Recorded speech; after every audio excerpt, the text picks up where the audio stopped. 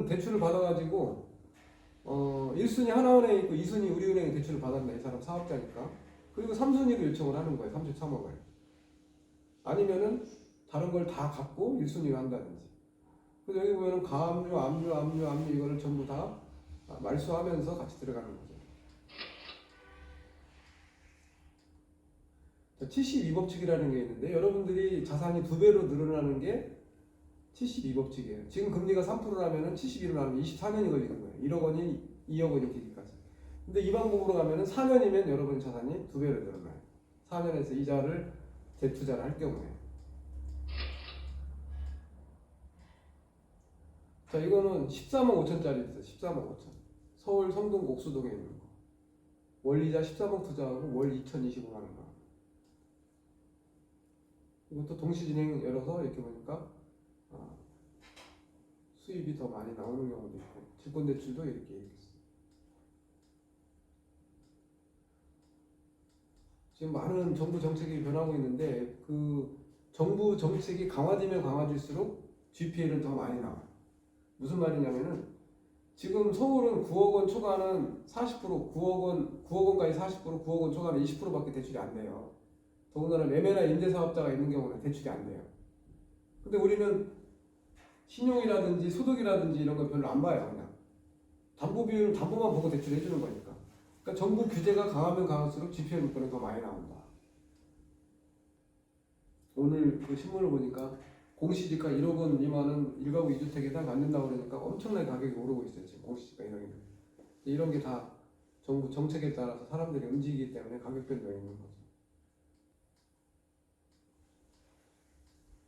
자, 우리 주변에 보면은 제 친구 중에도 서울대를 나왔는데 재테크를 못해요. 직장생활만 열심히 하다가 삼성에서 잘렸어요.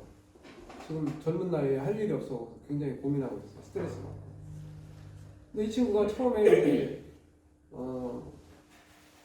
이제 목동에 살다가 일산으로 이사를 했어요. 일산도 집값이 잘 안 오르거든요. 목동은 계속 오르는데 일산에 더 있었다면 한 5, 6억은 더 올랐는데, 그러니까 똑똑한 사람들은 너무나 안전하지 않으면 안 하겠다고 하고 자기 기준으로 모든 걸 판단해요. 근데 정말 재테크 지수가 높은 사람은 고등학교만 나와도 수익을 또 얼마든지 낼 수 있는 사람들이 있어요. 너무 똑똑한 사람들이 아닌 정말 제대로 올바른 정보를 가지고 올바른 멘토를 만나는 게 중요하다. 자, 1,500만 원짜리 투자한 거 75%. 화성. 이거는 여기 보면은 자금 용도가 맨 오른쪽에 후순위 최초 대출 신청자잖아요. 자, 이런 사람들은 이자가 안 밀리고 잘 들어가요. 자, 여기 보면은 비고란에 보면은 남편은 담보제공자고 직장 가입은 채무자가 4대 보험가입 직장인의 청소를 하시는 분이에요. 이런 분들은 굉장히 성실하기 때문에 이자를 안 밀려요. 이자 한 2번만 밀리면 경매 들어가는 줄 알고 잘 나온단 말이에요. 그러니까 채무자가 어떤 직업을 가지고 있는지, 특히 이제 후순위 최초 신청자 같은 경우는 이자가 잘 들어와요. 근데 단점이 뭘까요? 상환이 빨리 들어올 수도 있어요. 금리가 높으니까 금리를 빨리 해지하려고. 이것도 똑같이 안전성, 수익성, 항공성은 아까 말씀드렸던 그 내용입니다. 여기 보면은 등기부등본에 아무 대출이 없잖아요. 지금 외환은행만 있고. 외환은행 다음으로 돈을 빌리는 거죠. 근데 은행 가면 돈을 안 빌려주죠, 이 사람이. 소득이 130만 원이기 때문에 은행에서는 DTI를 따진단 말이에요. 내 소득 대비 총 대출금을 낼 수 있는 여력이 뭐 60%냐, DSR이 60%가 맞냐, 이걸 따지지 않으면 대출이 안 되기 때문에 은행에서 대출받기 쉽지 않아요. 그리고 결국은 사금융으로밖에 못 나오는 거죠. 이것도 낙찰 예상가 87.1에 그 다음에 1순위 원금을 빼주고 1순위 625만 8,698원이 실제로 배당받을 때까지 이자예요. 여기 보면은 330일의 기준은 뭐냐면 아파트가 2차에 낙찰된다고 할 때 낙찰되고 배당받을 때까지 62일이 걸리거든요. 그러면은 딱 330일 걸려요. 그 330일 동안에 3.5가 아파트 금리인데 3을 더하면 6.5로 계산하는 거예요. 628만 원. 그리고 2순위 같은 경우도 이렇게 1,500만 원에 배당받을 때까지 최고이자 24%를 해도 실제 계산해보니까 돈이 남아요. 지금 여기 얼마가 남냐면은 1,605만 6천 원이 남았네. 이거는 이제 소유자 배당으로 가는 거고. 자, 여러분들이 이게 경매 신청이 돼서 입찰, 방어 입찰에 들어간다고 할 때 이거예요. 1순위 원금, 1순위 배당받을 때까지 최고이자, 2순위 우리가 투자한 거금 배당받을 때까지 최고이자 했을 때 여러분들이 방어 입찰로 참여하는 기준이 얼마냐면은 330일 될 때 입찰가를 기준으로 하면 1순위 1억 650만 원, 2순위 625만 8천 원, 2순위 전부 다 합쳐서 이렇게 방어 입찰로 들어가면은 여러분들이 여기서는 한 92% 정도가 될 거예요. 92%의 입찰을 하면 여러분들이 낙찰 가능성이 있어요, 없어요? 없어요. 누군가 더 높게 낙쓰니까. 그러니까 나는 배당받고 끝나는 거예요. 제2자 최고받고. 운이 좋게 여러분이 92%의 낙찰을 받았다. 그러면은 그냥 가지고 있으면 8% 수익을 남고 아파트 가격이 오르면 더 많은 시세 차익을 얻을 수 있는 게 지금 현재 좀 전에 말씀드린 GPL이에요. 자, 여기서 똑같이 말씀드린 것처럼 자, 물건을 제공을 해주면은 여러분들이 투자를 하겠다 하면 투자 결정을 하신 거예요. 그래서 이제 구비 서류를 떼오라고 해도 채무자한테 국세지방서, 안납증명서, 등기권리증, 인감증명서, 인감도장, 그 다음에 주민등록 등본, 초본, 그 다음에 가족관계증명원, 재직증명서, 원천징수, 부가세납세증명원, 사업자등록증 다 떼오라 하고 금융거래 확인서까지 보고 이상이 없는 경우에 채권보전 서류를 받아요. 서류는 소비대체약정서, 대부거래 표준약정, 대부사업자인 경우에 근저당권 설정계약서, 위임장, 임대차 확인조서, 확약서, 개인 신용등 활용동에서 질권대출 승낙서, 대입인재 요청서, 대입인재 승낙서, 상환위임장, 협약서 이걸 받고 전부 대출 구비서류 채무자한테 가져온 서류하고 대출 채권보전 서류를 사진 찍어서 여러분에게 다 보내줘야 돼요. 카톡이나 문자로. 그리고 이제 접수증명서가 나오면은 그 접수증명서를 가지고 여러분들은 채무자 통장 또 법무사 통장에 돈을 보내주면 되는 거예요. 그리고 이제 매달 이자를 받으면 되죠. 이게 지금 GPL 투자의 흐름대로 이걸 이렇게 만드는 것도 있고 이것도 카톡으로 다 보내드려요. 지금은 이제 20%까지 변경됐는데 과거에는 24%까지도 있었어요. 이렇게 원금 기준으로 하고 있다. 지금 작년 12월 달에 민주당 국회의원 31명이 15%로 국회에 상정을 했어요. 금리를. 지금. 그러니까 지금 금리가 최고 15%로 내려올 가능성이 높아요. 근데 이제 대한대부협회에서는 지금 카드 이자도 16.5, 17%인데 19.5, 18.5까지 되는데 이건 대부는 금리를 24% 다시 올려야 된다. 대부협회에서 지금 이의 제기를 한 상황입니다. 자, 이건 3,900만 원인데 기대부업체 대환대출이에요. 이렇게 자금 용도가. 자, 이런 경우는 여기 등기부등본에 보면은 현재 2억 161만 원. 지금 2S 대부자산관리의 그 근저당을 갚으면서 1순위를 대출을 추가일으키는 거죠. 그런데 여러분 이 100만 원의 의미가 뭔가 한번 뭘 것 같아요? 100만 원의 의미가? 대입 연재.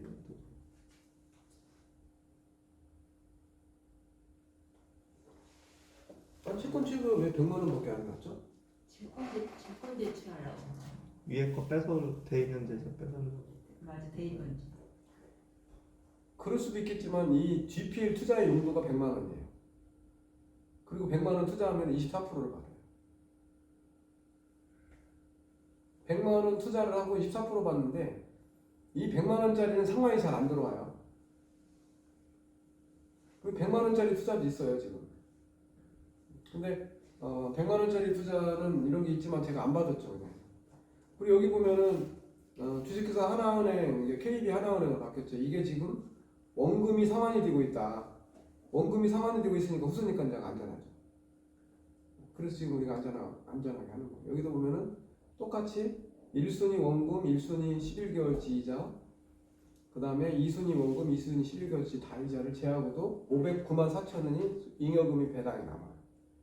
자, 근데 여러분이 여기에서 이 물건이 경기 의정부에 있다면은 의정부의 최우선 면제금이 예를 들어 뭐 2,700만 원이다. 2,700만 원 먼저 빼주면 나는 마이너스예요. 그렇죠? 최우선 면제 먼저 빠져나가니까. 그래서 전세권 설정을 하는 거예요. 그리고 경매 신청할 때 전세권 설정을 했을 때 전세권으로 경매 신청을 하면 경매 비용이 좀 적게 나올 수도 있고. 그런데요. 그리고 이제 입찰가를 했을 때 1순위 원금, 1순위 배당받을 때까지 최고이자, 2순위 원금, 2순위 배당받을 때까지 최고이자를 했을 때 입찰가를 기준으로 해보니까 실제로 입찰가가 84%밖에 안 돼요. 그러니까 KB세가 3억 1천인데 2억 6,274만 5,753원이니까 이걸 기준으로 한다면은 담보 비율이 84%잖아요. 84%에 입찰하면은 여러분이 낙찰될 가능성이 거의 없어요. 그러면 원금과 연체이자 다 배당받고 끝나고 84%에 운이 좋게 낙찰받으면은 16% 시세 차익도 가능하고 또 여기가 아파트 가격이 오를 지역이라면은 시세 차익이 더 받을 수가 있어요. 자, 여기는 1억 4천짜리고 이것도 사업자금이 생활자금이에요. 자, 근데 이 사람들이 지금 85까지 사업자금을 해주거든요. 지금 저축은행에서. 근데 85%를 못 받는 이유가 있어요. 왜 못 받냐면은 이 사업자가 재무제표가 마이너스인 경우에는 10% 요주율을 충당을 해야 돼요. 10% 충당을 해야 되고 그 다음에 이 사업자 자금용도 증빙을 해야 되는데 자금용도 증빙을 하기가 쉽지가 않아요. 사업자가. 그래서 대출을 은행에 아파트 담보 잡고 빌리려고 빌리기가 쉽지가 않다. 그러니까 결국 이렇게 사금용으로 나오는 거예요. 이것도 낙찰 예상가하고 예상배당표 작성 다 했어요. 여러분들이 이제 여기에 기준을 했을 때 5월 달에 종합소득세 신고를 하셔야 되는데 종합세 신고 그 금액은 지금 내가 받는 연봉 플러스 GPL 투자했을 때 소득 여기 합산해가지고 지금 이 세금을 내셔야 돼요. 과세 표준에 의해서. 그래서 여기 보면은 3억 원 초과인 경우에는 40%를 내야 돼요. 40%. 1억 5천에서 3억 이하는 30%. 그래서 이 세율 구간을 잘 조율하기 위해서 여러분들은 대부 사업자를 내고 인건비 경비로 떨어내서 처리를 하는 거죠. 저도 이제 5월 달에 종합소득세 신고를 하는데 그 세무사님이 저한테 제시를 한 게 카드 1년 동안 카드 사용내요. 체크카드. 그걸 경비 처리해주겠다는 거예요. 그다음에 경주비 같은 경우는 1인당 20만원, 꽃값까지 해서 10만원 해서 30만원씩 월별로 지출내요. 그 다음에 법인카드 사용내요. 그 다음에 그 보험금 납입했던 거. 그 다음에 또 개인적으로 월세를 냈다든지 이런 월세 납입 증명서 이런 것들을 다 하면 경비 처리가 되고 세율 구간을 조율을 하는 거죠. 이렇게. 세율 경비 처리가 안 되면 여러분들이 세금을 더 내야 되기 때문에 경비 처리를 최대한 하는 거예요. 자, 이거 2천만 원짜리 같은 경우는 여러분들이 1,000, 2,000, 3,000, 5,000까지는 그냥 바로 투자해도 원금이 이자가 체납되는 경우가 없어요. 여기 비고란에 보면은 아버지가 시행사 분양을 하고 그 당시 원천 징수가 1,800만 원 갖고 있어요. 현재 태양광 설치 지정 개업 한다 이렇게. 자, 그저께 제가 광주은행 지점장하고 이제 점심을 먹었는데 이분이 5억을 투자했는데 태양광에서 한 달에 한 1,000만 원 정도가 나온 거예요. 태양광 전력이 많이 배출이 돼가지고 과거에는 한 300밖에 안 나왔는데 태양광도 제대로 하면은 수입이 되는데 근데 이게 왔다 갔다 하니까 그런 부분도 이렇게 있습니다. 그래서 그분이 이제 여기 한 2억 정도를 투자를 하는데 사모님 이름으로 투자를 해요. 사모님 통장으로 돈이 들어와서 사모님이 다 쓰니까 3천만 원만 남아도 빨리 투자하라고 그러고 2천만 원 마련을 해가지고 2천만 원 마련했으니까 빨리 투자하라고 본인 이름. 이것도 똑같이 안전성, 수익성, 환급성은 이렇게. 여러분들 GP에 설명함에 있어서 이 내용이 굉장히 중요해요. 안전성, 수익성, 환급성, 시세 차이. 이걸 설명할 줄 아셔야 돼요, 여러분들. 여기에 다 써 있어요. 과거에 여기 아산병원 부장님이 오셔가지고 이거를 읽고 왔어요. 읽고 왔는데 웬만한 사람보다 더 많이 알아. 이걸 다 보고. 그분도 지금 다른 아는 지인 대부업체에 투자했는데 10%를 받는데 10%. 근데 안전장치가 뭐있냐 했더니 없어요. 안전장치가 뭐냐 했더니 그냥 그 대부이사 믿고 그냥 투자한 거래요. 질권 설정도 안 하고요. 안 했대. 큰일 납니다. 질권 여기 투자하는 거는 질권 설정 다 해주기로 했죠 제가.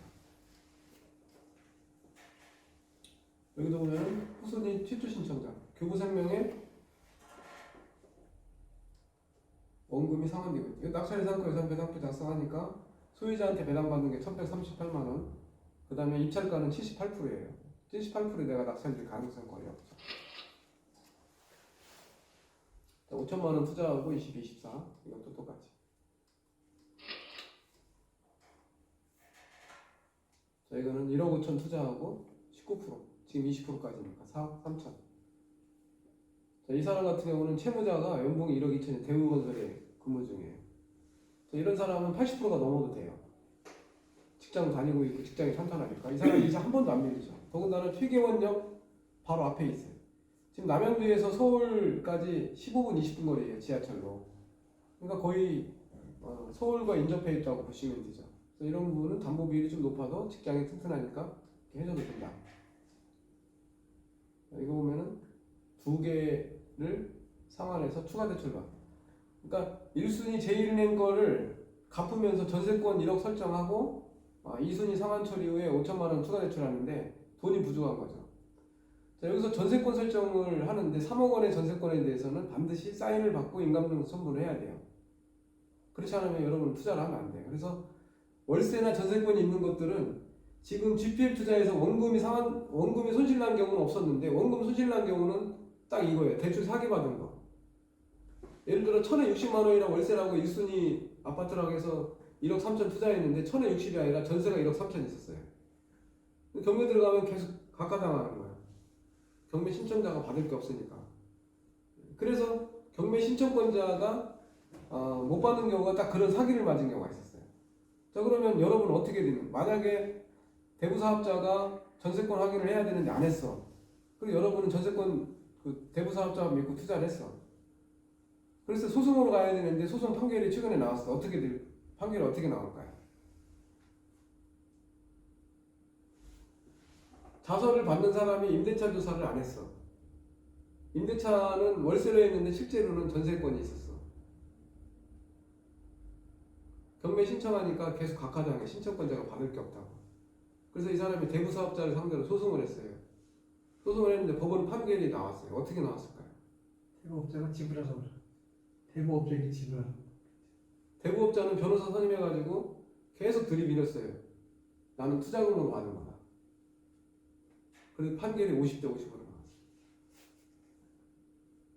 그리고 지금 뭐 검수완박에 관한 말도 많지만 실제로 제대로 수사를 안 해요. 그냥 주어진 것만 수사하고. 그러면 실제로 우리는 몇몇기 대부사업자가 손실금 처리를 해야 되잖아요. 근데 결국 판결까지 가면 50대 50으로 판결이 나와요. 그래서 여러분들은 전세권이나 월세 있는 거는 투자하지 마라. 어느 업체는 전세권이나 월세를 전입시대를 확인하고 확정일자만 보고 확정일자 2억이라고 써있으니까 그것만 보고 나가요. 실제로 증액할 수도 있는데. 그래서 저는 월세가 전세가 있는 경우에 본인이 자필 확인을 하고 동의를 하는 경우에는 하지만 그렇지 않으면 안 해요. 결국은 전세권 있는 거나 월세 있는 거는 대출을 안 하죠. 안 받죠. 근데 과거에 그렇게 나간 것들이 많이 있어요. 또 하나는 대출 나갈 당시에 등기부등본 연락을 해야 돼요. 근저당 설정할 당시에 법무사가. 근데 법무사가 근저당 설정을 등기부등본 연락을 하고 바로 근저당 설정 접수를 했어. 근데 가압류가 먼저 들어와 있는 거예요. 그럼 누가 책임이에요? 자, 근저당 설정 접수를 했는데 등기부등본 연락하고 가압류가 돼 있다면 접수를 시키면 안 되는데 가압류가 돼 있는데 등기부등본 당일날 연락을 안 하고 등기부등본 근저당 설정 접수를 시켰어요. 그럼 누구 책임이에요? 첫 번째 법무사, 두 번째 대부사업자. 대부사업자. 대부사업자가 법무사를 통해 등기부등본 연락 안 했다고 이의제기를 해야죠. 은행은 법무사하고 설정 접수를 할 때 협의서가 들어와요. 설정을 잘못했다든지 등기상에 하자 우려했을 때는 법무사가 다 책임진다는 각서가 있어요. 지금도 그런 업체가 있어요. 그래서 왜 그러냐, 한두 번 사건이 아니라 몇 번 사고가 났길래 왜 그러냐 그랬더니 우리는 설정 접수하고 다른 데 가야 되기 때문에 바쁘다. 그래서 그쪽에 합의를 했다. 그쪽에서 당일날 담당자가 등기부등본 열람을 하고 이상이 없는 경우에 접수하는 걸로 확인했다. 왜 그렇게 복잡하게 하죠? 등기소에 가가지고 전산으로 등기 열람을 딱 하면은 딱 나오는데 그거를 확인을 하지 않고 왜 그 이중으로 일을 하게 되냐고. 근데 여러분들이 대부중개업체도 잘 선택을 하셔야 돼요.